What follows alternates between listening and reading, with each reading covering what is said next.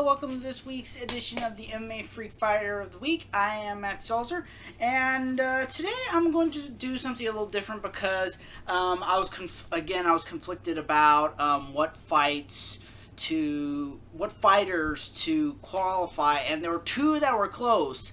But I didn't want to do a tie again this week because last week I did that. So what I decided to do was give two different categories. I'm going to give a fighter of the week and I'm going to give out a knockout of the week.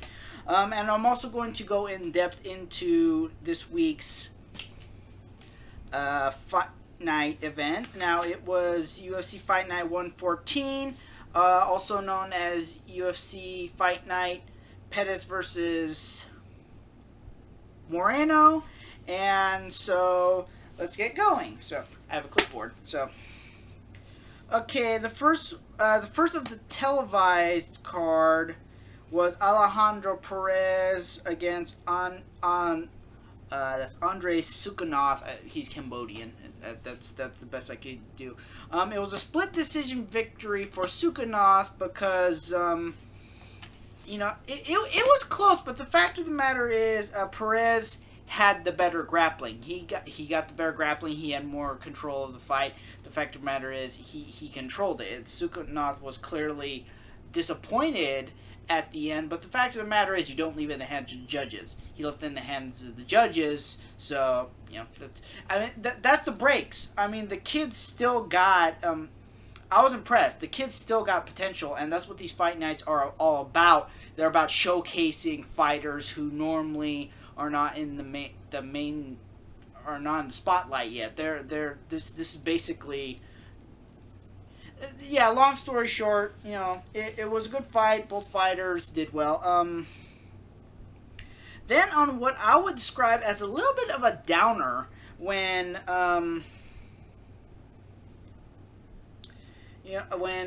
when Sam Alvey handed Rashad Evans his fourth loss in a row. It's ironic how they showed that highlight of him defeating Chuck Liddell and sending him on what was essentially the beginning of the end of his career. Yeah, it's just one of those things where even at middleweight, it's just too little, too late. I think he needs to call it a career. He just. He lost to Sam Alvey. Sam Alvey, I hate to say it, is a journeyman fighter. He comes out of, he fights out of Team Quest. He's similar to Tom Galicchio, but I just don't think Rashad has it anymore. It was a split decision. It was a close fight, but I just don't. I'm not sure where his relevance in the division or just in the UFC is anymore. I mean, the fighters at light heavyweight are huge now. I mean, they're you look at John Jones, you look at Alexander Gustafsson, they're just big, powerful guys now. I don't think Rashad has it anymore, and it's sad. It's sad to see fighters that were on the top of the heat, go down so low. But that's what happens in MMA.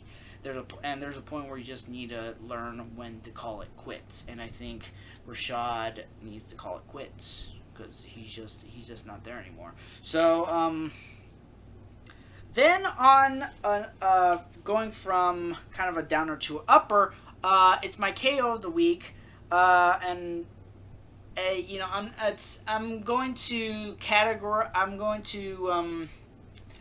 mark it. Also mark it as an upset of the month candidate. I'm not going to start a new category for that. I'm not sure how often I'm going to do this, but Humberto Bandine knocked out Martin Bravo. From Peru, this guy is 2 weeks. 2 weeks notice. He came in on 2 weeks notice, and he knocked out the guy that he was facing. This guy went through a whole camp, and in the first round, he knocks him out. That's impressive. That makes a statement. It's his debut. He's called in on short notice. Like I said, 2 weeks short notice, and he comes in and he makes just. It's like I said, he gets the knockout of the week, and I'm expecting. I'm I expect to see this kid in the future. So we'll see how that goes. Then Nico Price TKO'd Alan Jobin. I realistically didn't really have much to say about that fight. Then my fighter of the week is Alexa Grasso, who fought Random Marcos to a split decision. I'm kind of disappointed that there was not actually a fight of the week or a fight of the night bonus handed out. I think that Grasso and Marcos deserved it. I mean, even if with her missing weight by 3 pounds, given the weight allowance, even with that, I think that they should have gotten the award. Even if you're gonna give the bonus to Marcos. But yeah, they went out there and they delivered, and urinary tract infections happen. It was just one of those things where it happened. But that being said, if that happened and Grasso put on the fight that she did, this woman is impressive. And let's see, I think she's 23 years old. I first saw her fight a few years ago in Invicta, and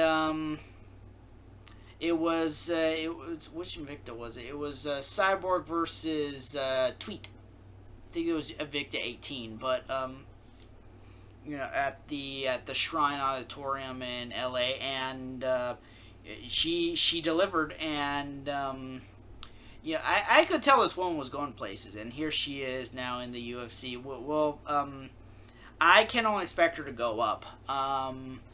Whether she gets to Paige Van Zant levels, or she gets to actually challenge for a title, we'll see. But I think she's definitely going to contribute to the UFC Women's Strawweight division. And then the main event was Sergio Pettis, who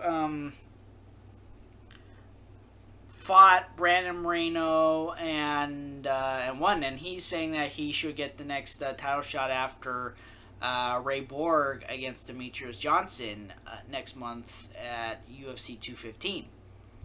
I can definitely agree with that. He's got championship in his blood. Being the little brother of Anthony Pettis.